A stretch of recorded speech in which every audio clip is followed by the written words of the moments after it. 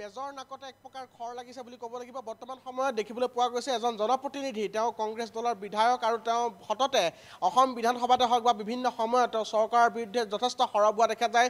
দুৰ্নীতি ভ্ৰষ্টাচাৰৰ লগতে সিন্ডিকেট চক্ৰৰ বিৰুদ্ধে তেওঁ যথেষ্ট আচলতে সৰব হোৱা দেখিবলৈ পোৱা যায়। আৰু সেইজন বিধায়ক নুৰুল হুদা, তেখেতৰ পুত্ৰৰ নাম এইবাৰ সাঙুৰ খাইছে তেল চুৰি চক্ৰৰ সৈতে। মই এই মুহূৰ্তত দিছপুৰৰ বিধায়ক আৱাসত উপস্থিত আছোঁ আৰু বিধায়ক আৱাসৰ বি ব্লকৰ যি প্ৰথম মহলা আছে, প্ৰথম মহলাতে নুৰুল হুদা ইয়াতে তেওঁ কোৱাৰ্টাৰ আছে আৰু সেই কোৱাৰ্টাৰতে আচলতে কালি নিশাৰ ভাগত কালি কলিয়াবৰ আৰক্ষীয়ে নগাঁও আৰক্ষীৰ সহযোগত কালি ইয়াত অভিযান চলোৱা দেখিবলৈ পোৱা গৈছিল। আৰু বৰ্তমান সময়ত নুৰুল হুদাৰ এই যিটো তেওঁৰ বাসগৃহ আছে, যে চৰকাৰী বাসগৃহ, ইয়াত কিন্তু বৰ্তমান সময়ত বিধায়কগৰাকী নাই। সমান্তৰালভাৱে তেখেতৰ পুত্ৰ আৰক্ষী অহাৰ পূৰ্বেই পলায়ন কৰিছে বুলি আমি জানিব পাৰিছোঁ।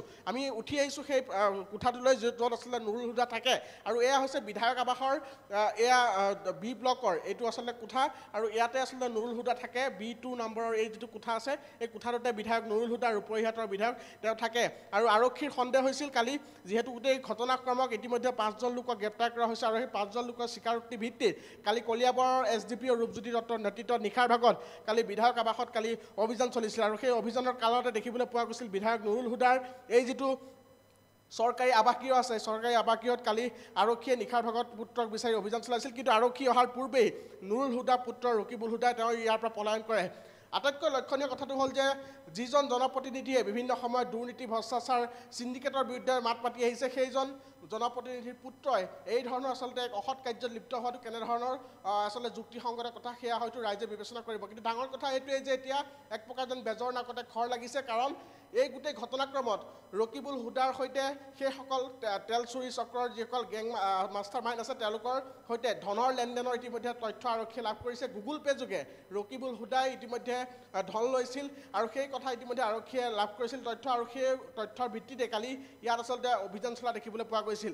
আটাইতকৈ ডাঙৰ কথা এইটোৱেই যে গোটেই এই চক্ৰটো আচলতে দীৰ্ঘদিন ধৰি চলি আছিল। এয়া আৰক্ষীৰ পৃষ্ঠপোষকতাত চলিছিল নে নাই চলা সেয়া এই মুহূৰ্তলৈকে ক'ব পৰা নাযায়। কিন্তু কলিয়াবৰৰ আমনিৰ পৰা একেবাৰে বৰঘাট বাইপাছলৈকে এটা বৃহৎ অংশত এই ঠায়ে ঠায়ে এই তেলৰ চোৰাং কাৰবাৰটো আচলতে দীৰ্ঘদিন ধৰি চলি আহিছিল। কিন্তু আৰক্ষীৰ নাকৰ তলত এই গোটেই কাৰবাৰটো চলি অহাৰ পিছত অৱশেষত দেখিবলৈ পোৱা গ'ল, সংবাদ মাধ্যমৰ বাতৰি সম্প্ৰচাৰ হ'ল, তাৰপিছতে আৰক্ষী যথেষ্ট পৰিমাণে তৎপৰ হ'ল আৰু কলিয়াবৰ আৰক্ষীৰ তৎপৰতাত দেখিবলৈ পোৱা গ'ল 5টাকৈ এতিয়ালৈকে তেল চোৰ বৰ্তমান সময়ত গ্ৰেপ্তাৰ হৈছে। কিন্তু ডাঙৰ কথা এইটোৱেই যে তেল চুৰি চক্ৰৰ সৈতে এবাৰ বিধায়কৰ পুত্ৰৰ লিংক পোৱা গৈছে, অৰ্থাৎ বিধায়ক পুত্ৰই এই তেল চুৰি চক্ৰত জড়িত বুলি ইতিমধ্যে আৰক্ষীয়ে সন্দেহ প্ৰকাশ কৰিছে। আৰু আৰক্ষীয়ে প্ৰাথমিকভাৱে যিখিনি তথ্য তেওঁলোকে লাভ কৰিব লাগে সেই তথ্য ইতিমধ্যে তেওঁলোকে পাইছে।